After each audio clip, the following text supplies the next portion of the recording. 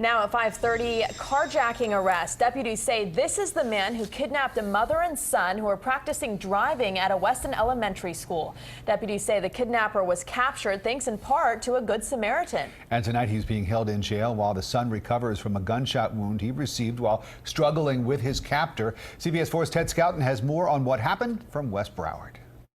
One minute you have a mother teaching her son how to drive a stick shift, and then shortly after that her son is struggling with a gunman, struggling to save her life and to save his life. The trouble began here in the parking lot of Gator Run Elementary School in Weston at 4:30 Monday afternoon. That's when Jeanette Lockery said this man, Jorge Almeida, raced up to their Jeep Wrangler and carjacked them. He said he basically targeted them because he saw them as easy prey.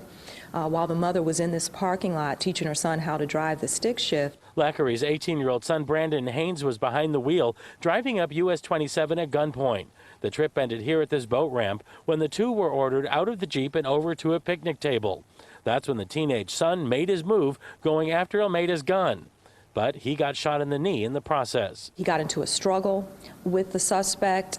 He was able to somehow, after the suspect shot him the first time, he was able to somehow get the magazine, the clip out of the gun. The suspect tried to fire a second time, but nothing happened. And that's when the suspect reached for a knife. Just then, two strangers pulled in and helped Brandon hold Almeida until deputies arrived. Vita Coleman Wright, the spokeswoman for BSO, said she spoke to the mother and son and was touched. To hear this 18-year-old say that, sometimes he doesn't know if he really believes in God, but yesterday he did, and he felt as though he was his mother's guardian angel.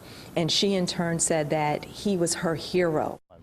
Meanwhile, that mother and son both say they would love to meet those two people who stopped to help them. In West Broward, Ted Scouten, CBS 4 News.